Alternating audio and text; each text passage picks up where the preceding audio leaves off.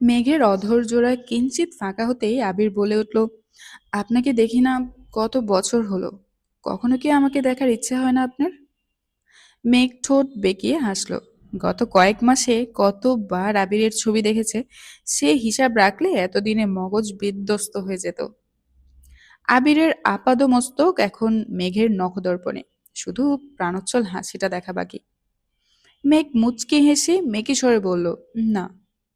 আবিরের শশব্যস্ত স্বরে ভাটা পড়ল। চক্ষু যুগল সহসা সংকুচিত হয়ে গেল।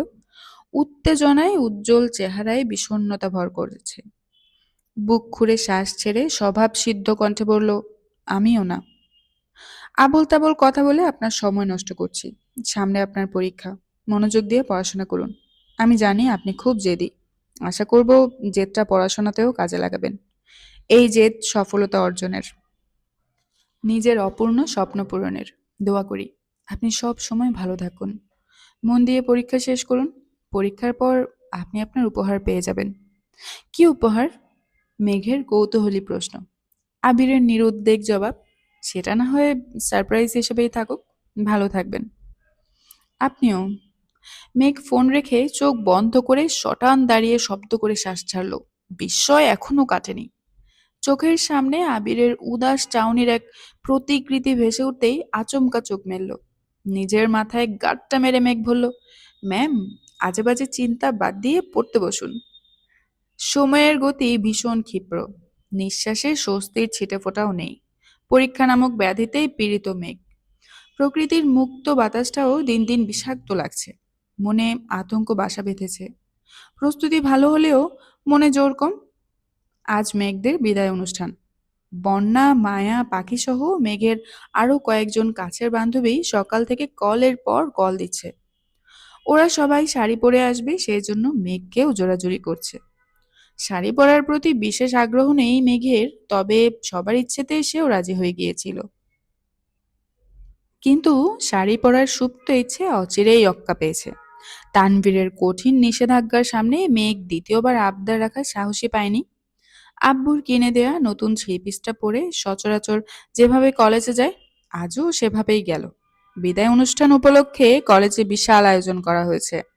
শিক্ষার্থীদের সাথে সাথে অভিভাবকরাও আমন্ত্রিত। মেঘকে ভেতর পর্যন্ত এগিয়ে দিয়ে তানভীর কলেজ থেকে যেই বের হতে যাবে, অমনি অন্তঃস্থলে অবিদিত কম্পন অনুভূত হলো। শাড়ি পরা এক রমণীকে দেখে দৃষ্টির সঙ্গে সঙ্গে হৃৎপিণ্ডটাও থমকে গেল। মুগ্ধতায় বুকের ভেতর পর্যন্ত ছড়িয়ে গেছে। বন্যার পরনে হালকা রঙের শাড়ি, ডাগর ডাগর আখি যুগলে গাঢ় কাজল আর আইলানার দেওয়ায় চোখ দুটো গভীরভাবে আকৃষ্ট করছে। অনাড়ম্বর মেয়েটার এই চোখ ধাঁধানো সাড়ম্বর সাজে বিমোহিত তানভীর। হৃদয়ের অন্তঃস্থল জুড়ে অদ্ভুত রকমের অস্থিরতা কাজ করছে। বন্যাকে আজ প্রথম দেখছে এমনটা নয়। ছোট্ট থেকে অসংখ্য বার দেখা হয়েছে দুজনের। স্কুল কলেজের বিভিন্ন কার্যক্রমে মেঘের সাথে সাথে বন্যার অনেক কাজ তানভীর নিজ দায়িত্বে করে দিয়েছে। বন্যা মেঘদের বাসায়ও গিয়েছে বহুবার। বোনের বান্ধবীর বাইরে কোনোদিন কিছু ভাবেওনি তানভীর।